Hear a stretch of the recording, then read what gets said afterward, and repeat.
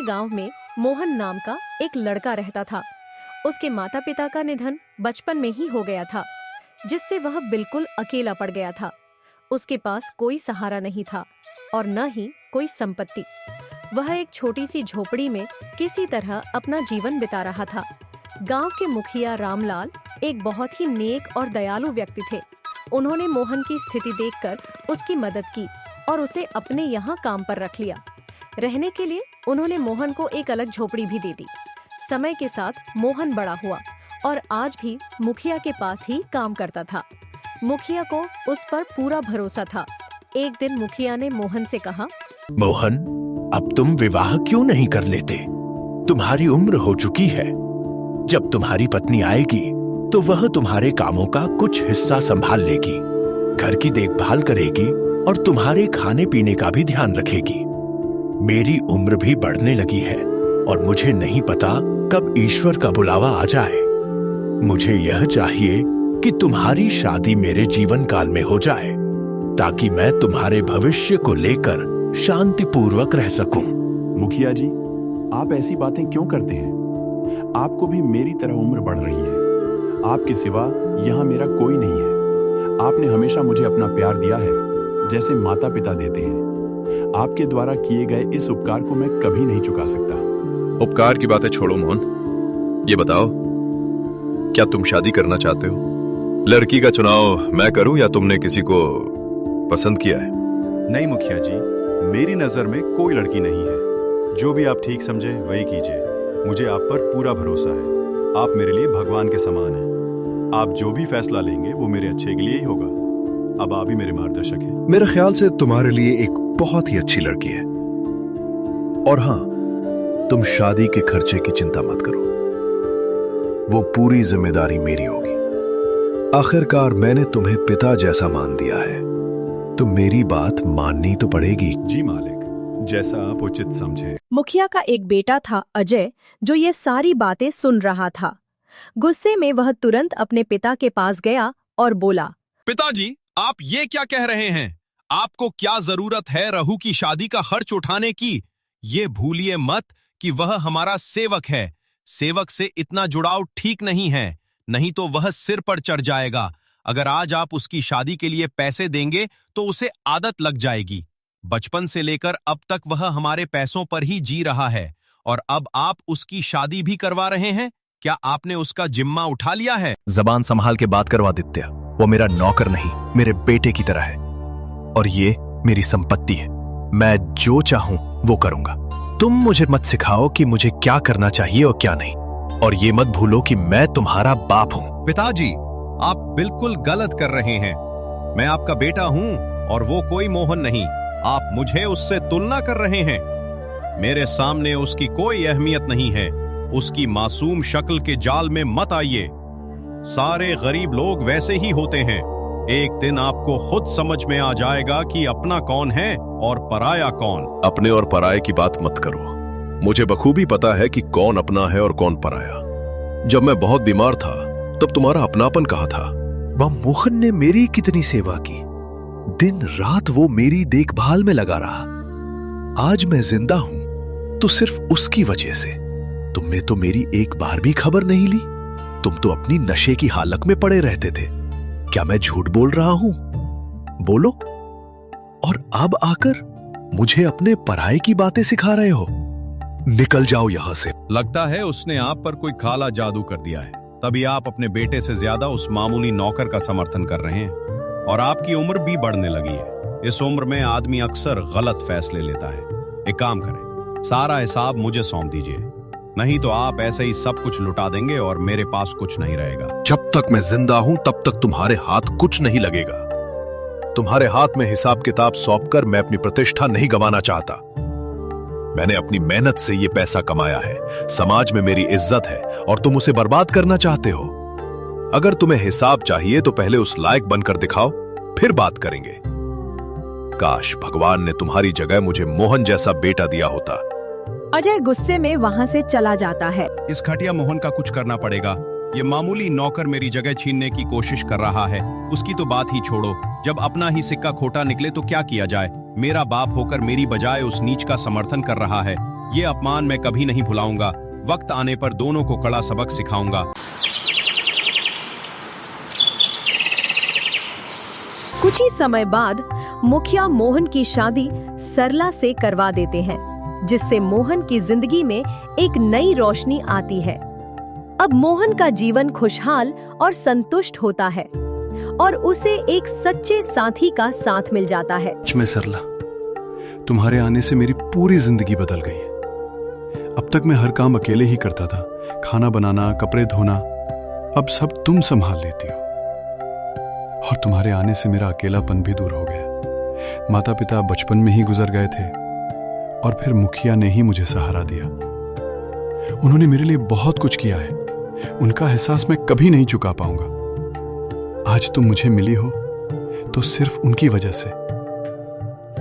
मुखिया मेरे लिए भगवान से कम नहीं है, ये बात तुम भी हमेशा याद रखना और मुखिया के सम्मान में कभी कोई कमी मत रखना। जी बिल्कुल, आप बिल्कुल सही कह रहे हैं।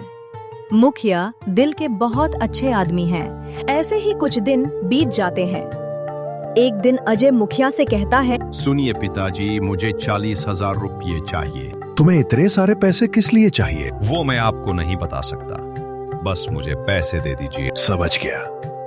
तुम्हें अपनी नशे की लत और जुआ खेलने के लिए पैसे चाहिए, क्योंकि तुम हमेशा यही करते आए हो। अजय, अभी भी वक्त है, सुधर जाओ। ये सब गलत आदतें छोड़ दो, इससे सिर्फ नुकसान होगा, कुछ नहीं मिलेगा। मैंने आपसे पैसे मांगे हैं, उपदेश नहीं। जो मुझे ठीक लगेगा वही करूंगा। आखिरकार ये सब संपत्ति मेरी है और मैं ही इसका एकमात्र उत्तराधिकारी हूँ। जहाँ चाहे खर्च करूंगा। आप अपनी सलाह मुझे मत दीजिए, बस पैसे दे दीजिए। तुम्हें किस तरह से अपने पिता से बात करनी चाहिए यह तुम्हें नहीं पता? तुम्हारी तमीज खत्म हो गई है। तुम दिन ब दिन और बिगड़ते जा रहे हो। अगर तुम अच्छे काम के लिए पैसे मांगते तो मैं तुम्हें दे भी देता, लेकिन अब मैं 1 रुपया भी नहीं दूंगा। ये संपत्ति मैंने अपनी मेहनत से कमाई है, ना कि उसे बर्बाद करने के लिए। चलो अब यहां से निकल जाओ, मेरे पास तुम्हें देने के लिए कुछ नहीं है। वाह, मेरे लिए तुम्हारे पास पैसे नहीं है, लेकिन उस फटीचर की शादी पर खर्च करने के लिए तुम्हारे पास पैसे हैं। यह बिल्कुल गलत है। एक बार फिर से सोच लो, नहीं तो इसके नतीजे अच्छे नहीं होंगे। तुम बदतमीज, अपने बाप को धमकी दे रहे हो। और कौन से पैसे? तुमने कभी एक भी पैसा अपनी मेहनत से नहीं कमाया। बचपन से लेकर आज तक मैंने तुम्हें किसी भी चीज की कमी नहीं होने दी। बहुत प्यार से तुम्हारा पालन किया, शायद यही मेरी भूल थी और आज मुझे उसकी सजा मिल रही है। अब जल्दी से यहाँ से निकल जाओ। अजय गुस्से में वहाँ से चला जाता है। मोहन मुखिया जी को परेशान देखकर उनसे पूछता है, क्या हुआ मालिक, आप बहुत चिंतित नजर आ रहे हैं। क्या बताऊं मोहन, अजय ने मुझे बड़ी चिंता में डाल रखा है। वो हर दिन और बिगड़ता जा रहा है। मुझे उसकी हालत देखकर डर लग रहा है। सही और गलत का फर्क उसे अब समझ में नहीं आता। मुझे नहीं पता इस लड़के का क्या होगा। मालिक, आप ज्यादा परेशान मत होइए, सब सही हो जाएगा। आप छोटे मालिक से स्नेहपूर्वक बात करके उन्हें समझाइए। वो दिल से बुरे नहीं हैं, वो जल्दी समझ जाएंगे। नहीं मोहन, तुम नहीं समझ रहे। अब स्थिति हाथ से निकल चुकी है। वो शब्दों से नहीं मानने वाला। अब मुझे उसके लिए कुछ कड़ा कदम उठाना ही पड़ेगा। इधर अजय बहुत गुस्से में होता है और सोचता है, मैं भी दिखा दूंगा मुझे पैसे क्यों नहीं मिलते। मुझे किसी भी हाल में पैसे चाहिए, चाहे इसके लिए मुझे कुछ भी करना पड़े। यहाँ बात सीधी नहीं होने वाली, मुझे तरीका बदलना ही पड़ेगा। गले दिन तिजोरी से 5 लाख चोरी हो जाते हैं। मुखिया अपने सभी कर्मचारियों से पूछताछ करता है, लेकिन पैसों का कोई पता नहीं चलता। तभी मुखिया का बेटा अजय वहां आकर कहता है, क्या बात है पिताजी, आप बहुत परेशान लग रहे हो। मालिक, तिजोरी से 5 लाख चोरी हो गए हैं। चोर का कोई सुराग नहीं मिल रहा। आखिरकार ये पैसे किसने निकाले होंगे? तो ये है मामला। चोर और कौन हो सकता है? मोहन ही होगा। ये तुम क्या कह रहे हो अजय? मुझे मोहन पर पूरा भरोसा है, वो कभी ऐसा नहीं कर सकता। आपने उस पर भरोसा करके बहुत बड़ी गलती की है। वो आपके विश्वास के काबिल नहीं था। वही चोरी करने वाला है। उसकी तो हमेशा से हमारी दौलत पर नजर थी। आप उसे बहुत मानते थे ना? कभी तिजोरी की चाबी भी दे दी थी। अब तो सब साफ हो गया। वो दिन रात आपके पास बस इस काम के लिए ही घूमता था। तभी रघु वहां आ जाता है। मालिक, क्या हुआ? आप सब यहाँ क्यों जमा हुए हैं? इतना कुछ करने के बाद तुम अब भी यही पूछ रहे हो? तुमने चोरी की और फिर भी देखो कैसे बेहयाई से चले आ रहे हो। तुम्हें कोई शर्म नहीं है? जिस जगह से खाना खाते हो उसी को नुकसान पहुंचा रहे हो। मालिक, ये छोटे मालिक क्या कह रहे हैं? मुझे तो कुछ समझ नहीं आ रहा। चोरी और मैं, ऐसा तो मैंने कभी सोचा भी नहीं था। अब ज्यादा भोला बनने की कोशिश मत करो। चोरी तुमने ही की है। सच्चाई बताओ, वो पैसे कहाँ हैं? नहीं तो तुम्हें यहां से लात मारकर बाहर कर दूंगा। तुम जैसे चालाक को मैं अच्छी तरह जानता हूं। पहले बड़े लोगों को अपनी मीठी बातों में फंसा लेते हो और उनका भरोसा हासिल कर लेते हो। फिर जैसे ही मौका मिलता है सब कुछ साफ करके निकल जाते हो। मेरे पिताजी ने तुम्हारे लिए क्या कुछ नहीं किया और तुमने उनके एहसान का यह बदला दिया। इनको यह सुनकर बहुत दुख होता है। बस अजय, अब बहुत हो चुका। तुम कब से मोहन को उल्टा सीधा बोलते जा रहे हो। अब और एक शब्द भी मैं मोहन के खिलाफ नहीं सुनूंगा। मुझे मोहन पर तुमसे भी ज्यादा विश्वास है, क्योंकि मोहन ऐसी कोई गलती कभी नहीं कर सकता। मोहन भले ही गरीब है, लेकिन उसकी नीयत, ईमानदारी और अच्छाई में वो तुमसे कहीं अधिक अमीर है। उसकी बराबरी तुम कभी नहीं कर सकते। आप एक मामूली नौकर के लिए अपने ही बेटे का अपमान कर रहे हैं। ये मोहन धोखेबाज और चोर है। उसी ने चोरी की है। उसने आपकी आंखों पर पट्टी बांध रखी है, इसलिए आप सच्चाई नहीं देख पा रहे हैं। मेरा तो कहना है इसके घर की तलाशी लीजिए, शायद पैसे वहीं छुपाए हों। अब बहुत हो चुका अजय। मैं जानता हूं कि तुम मोहन पर झूठा आरोप लगाकर उसे मुझसे दूर करना चाहते हो। मुझे तो लगता है कि चोरी उसने नहीं की, बल्कि मैंने तुम्हें पैसे नहीं दिए तो तुमने ही चोरी की होगी। आप मुझ पर आरोप लगा रहे हैं अपने ही बेटे के बारे में। आप ऐसा कैसे सोच सकते हैं? इस नौकर पर आपको भरोसा है और अपने बेटे पर नहीं? नहीं है। मैं सबके सामने कहता हूं, मुझे तुम पर बिल्कुल भी भरोसा नहीं है। अगर आपको मुझ पर भरोसा नहीं है तो आप मेरे कमरे की तलाशी ले सकते हैं, लेकिन मेरी एक शर्त है कि मेरे कमरे की तलाशी लेने के बाद आपको मोहन के घर की भी तलाशी लेनी होगी, तभी सच्चाई सामने आ जाएगी। पहले अजय के कमरे की तलाशी ली जाती है, लेकिन वहां पैसे का कोई निशान नहीं मिलता। देखा, किसी को पैसे नहीं मिले ना? मैं बार बार कह रहा था कि पैसे मोहन नहीं चुराए हैं। अब तो उसकी घर की भी तलाशी लेनी चाहिए। फिर मोहन के घर की तलाशी ली जाती है और वहां पैसे मिल जाते हैं। ये लीजिए, मालिक रघु के पलंग के नीचे रखे थे। ये देखकर मोहन को बहुत बड़ा झटका लगता है कि उसके घर में पैसे कहां से आए। देखा पिताजी, मैं कब से कह रहा था कि पैसे मोहन नहीं चुराए हैं, लेकिन आपने मुझ पर विश्वास नहीं किया। अब सब कुछ साफ हो गया, कौन अपना है और कौन पराया। मुखिया को यह दृश्य देखकर गहरा आघात होता है। वह कुछ भी नहीं कहते और खामोशी से खड़े रहते हैं। क्या हुआ? अब चुप क्यों हो? कुछ बोलिए। नहीं मालिक, ऐसा नहीं हो सकता। मुझे नहीं मालूम मेरे घर में पैसे कहां से आए, लेकिन मैं इस तरह का काम कभी नहीं करूंगा। मैं चोरी नहीं कर सकता। मालिक, आप मुझ पर विश्वास कीजिए। चुप हो जाओ तुम झूठे। आज तुमने पिताजी को कितना डर पहुंचाया है। वो तुम पर कितना यकीन करते थे, मुझसे भी कहीं ज्यादा। तुमने उनका भरोसा तोड़ा है। तुमने आज पिताजी का दिल तोड़ दिया है। सारे सबूत सबके सामने है कि चोरी तुम ही ने की है। अब और कहने को क्या बचा है? पिताजी, मैं तो कहता हूं इस धोखेबाज को पुलिस के पास भेज दो। नहीं मालिक, मैंने ऐसा कुछ नहीं किया है। आप मेरे लिए भगवान से कम नहीं हैं। मैं आपके घर में ऐसा काम कभी नहीं कर सकता। पिताजी, इस तरह के लोगों को नहीं छोड़ना चाहिए। मैं अभी पुलिस को बुलाता हूं। नहीं, तुम पुलिस को नहीं बुलाओगे और चलो यहां से। मुझे कोई शिकायत दर्ज नहीं करवानी। मुखिया जी वहां से चले जाते हैं। ये क्या हो गया सरला? आज मैंने अपने भगवान जैसे आदरणीय मालिक का दिल दुखाया है। उन्हें कितना बुरा लग रहा होगा। वो तो अंदर से पूरी तरह से टूट चुके होंगे। पर आपकी कोई गलती नहीं है। ये पैसे हमारे घर में कब और कैसे आए, ये तो समझ में नहीं आता। ये जरूर किसी की चालाकी होगी जो आपको फंसाने के लिए की गई है। ये तो मुझे नहीं पता सरला। इस समय मुझे सिर्फ अपने मालिक की फिक्र हो रही है। नहीं पता वो मेरे बारे में क्या सोच रहे होंगे। मुझे किसी भी तरीके से उनसे संपर्क करना होगा। मेरी बात ध्यान से सुनिए, अभी आपको वहां जाना ठीक नहीं रहेगा। आपने खुद देखा, आपकी बातों को कोई भी नहीं मान रहा, कोई भी आप पर विश्वास करने को तैयार नहीं है। यहाँ तक कि मुखिया जी ने भी आप पर भरोसा नहीं किया और बिना कुछ कहे वहां से निकल गए। मालिक का इसमें कोई दोष नहीं है। उनका दिल बुरी तरह से टूट चुका है। भले ही मैंने चोरी नहीं की, लेकिन पैसे सभी के सामने मिल गए और अब ये साबित हो गया कि मैं ही चोर हूं। मुझे कुछ समझ नहीं आ रहा कि अपनी निर्दोषी कैसे साबित करूं और मालिक को कैसे समझाऊं। अब इस समय आप किसी से संवाद मत कीजिए, कुछ दिनों तक इंतजार कीजिए, फिर मुखिया से बात कीजिए। और अगले दिन पूरे गांव में ये खबर फैल जाती है कि मोहन ने मुखिया के घर से पैसे चुराए हैं। गांव वाले मोहन को देखकर उसके बारे में तरह तरह की बातें करने लगते हैं। मोहन को यह सब सुनकर बहुत बुरा लगता है।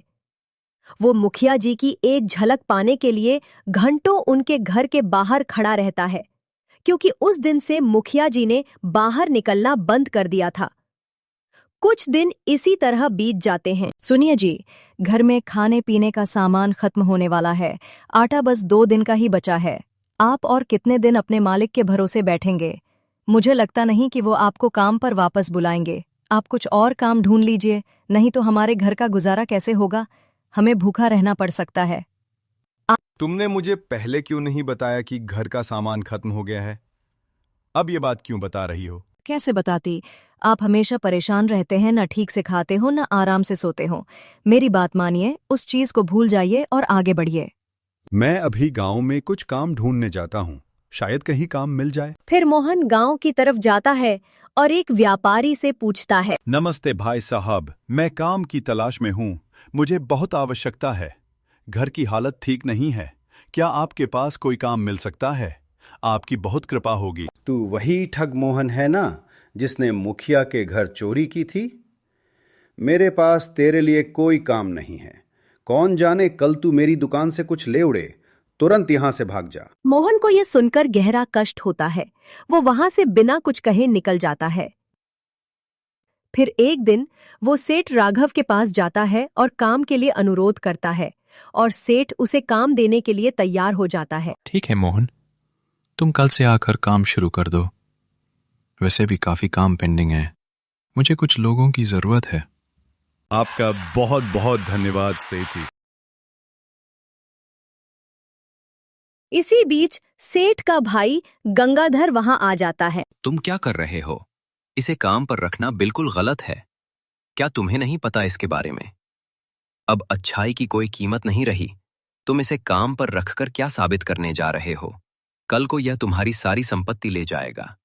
आजकल के लोग भरोसे के लायक नहीं होते। मुखिया जी ने भी यही गलती की थी। उन्होंने इस पर विश्वास किया, इसे काम पर रखा और इसकी परवरिश की, यहां तक कि इसकी शादी भी करवाई। फिर भी इसने उनका विश्वास तोड़ा। अगर तुम अब भी इसे काम पर रखोगे तो याद रखो, मुझसे बुरा कोई नहीं होगा।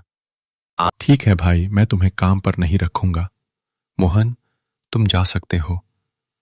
तुम्हारी वजह से अब घर में कोई भी विवाद नहीं चाहता हूं। तुम कहीं और काम ढूंढ लो। मोहन दुखी होकर वहां से चला जाता है। दूसरी ओर मोहन की पत्नी सरला को गांव की महिलाएं ताने देती हैं। देखो, ये वही मोहन की पत्नी है। सुना है दोनों का आपस में 60 गांठ थी। इन्हीं ने मुखिया जी को अपने जाल में फंसा लिया था। लेकिन सच हमेशा सामने आता है। इन्हें रंगे हाथ पकड़ लिया गया। इनके घर से बड़ी रकम बरामद हुई है। सरला को उनकी बातें सुनकर बहुत दुख होता है। वह चुपचाप घर लौट आती है।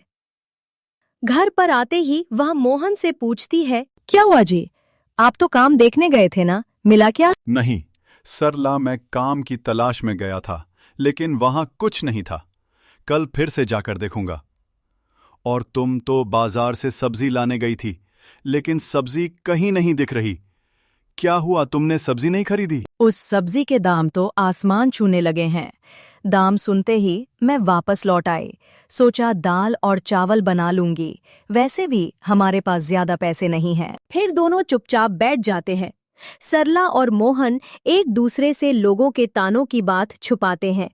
फिर एक दिन मोहन के घर एक आदमी आता है और कहता है, मोहन, सेठ गंगाधर ने तुम्हें आज से काम पर बुलाया है, जल्दी चलो। क्या यह सच है? भगवान का अनंत आभार है, मुझे काम मिल गया। सरला, मैं अब जा रहा हूं। ठीक है, आप जाइए। जैसे ही वक्त मिले खाना खा लीजिए। मोहन सेठ गंगाधर के पास काम करने के लिए निकलता है। दिन भर मेहनत करने के बाद सेठ गंगाधर उसे उसी दिन एक अच्छे पैसे दे देते हैं। ये लो मोहन, तुम्हारी आज की मेहनत की रकम। कल से समय पर आना। बहुत बहुत शुक्रिया सेठ जी। आपको नहीं मालूम मेरे घर की हालत कितनी खराब थी। अगर आप आज काम ना देते तो मुझे भूखा रहना पड़ता। अब मैं चलता हूं सेठ जी, कल वक्त पर आ जाऊंगा। मोहन खुशी खुशी अपने घर की ओर बढ़ता है। इधर सेठ गंगाधर मुखिया से मिलने के लिए जाते हैं। मुखिया जी, मैंने आपका काम पूरा कर दिया है। जैसा आपने कहा था, उसे काम पर भी रख लिया और पैसे भी दे दिए हैं। आप मेरे बहुत अच्छे भाई हो, इसीलिए मैंने आपकी बात मानी। आपने कहा था, इसलिए मेरा भाई भी मान गई, वरना उसे मनाना मुश्किल था। धन्यवाद दोस्त तुम्हारा ये उपकार मैं कभी नहीं भूलूंगा। तो इसका मतलब ये है कि उस सेठ के यहां मोहन को नौकरी मिल गई। तुम ऐसा करो, जैसे हमने पिताजी के कमरे से पैसे चुराए थे और मोहन के कमरे में रख दिए थे, वैसे ही उस सेठानी का हार चुराकर मौका मिलने पर मोहन के घर में रख आना। देखता हूं कि वो सेठ मोहन को कैसे काम पर रखता है। उस मोहन को मैं देखना चाहता हूं जब वो हर एक पैसे के लिए तड़पेगा। अगर उसे कभी भी बिना कष्ट के एक रोटी भी मिल गई तो मेरा नाम अजय नहीं। ये सारी बातें मुखिया सुन लेते हैं। उन्हें बहुत बड़ा झटका लगता है और मोहन के लिए उनका दिल और भी दुखने लगता है। गुस्से में वे अजय के कमरे में जाकर कहते हैं, तो इसका मतलब ये कि तुम इतनी गिरी हुई हरकत करोगे? ये मैंने कभी नहीं सोचा था। उस बेचारे मोहन ने तुम्हारा क्या बिगाड़ा है जो तुम उसकी जिंदगी तबाह करने पर तुले हुए हो?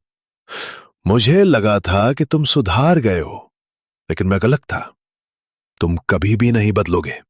तुम इतने गिर चुके हो कि अपने घर में चोरी की और उसका आरोप उस बेचारे मोहन पर लगा दिया। तुम्हारी इस घिनौनी हरकत की वजह से उसे कितनी मुश्किलें झेलनी पड़ रही हैं। यहां तक कि उसके खिलाफ तुम पुलिस भी बुलाने वाले थे। अब मैं पुलिस को बुलाऊंगा और पूरे गांव को बताऊंगा कि तुमने उसे कैसे फंसाया। तुम ऐसे कभी सुधरने वाले नहीं हो। तुम्हारा क्या भरोसा, कल को तुम उस बेचारे की जान भी ले सकते हो। तुम्हारा फैसला अब सबके सामने होगा। अजय चुप रहता है, कुछ भी नहीं कहता, बस खड़ा रहता है। मुखिया वहां से चले जाते हैं और अगले दिन मुखिया सारे गांव वासियों को अपने बेटे की असली सच्चाई बताते हैं। फिर उसके बेटे के कारण अजय को जो भी कष्ट सहना पड़ा, उसके लिए मुखिया अपनी 10 एकड़ जमीन मोहन के नाम कर देते हैं, ताकि वह कभी भी किसी के ऊपर निर्भर न हो। फिर मोहन का नौकर भी डर के मारे पूरा सच बयान कर देता है। पुलिस को भी बुलाया जाता है और अजय और उसके नौकर को पकड़कर ले जाया जाता है।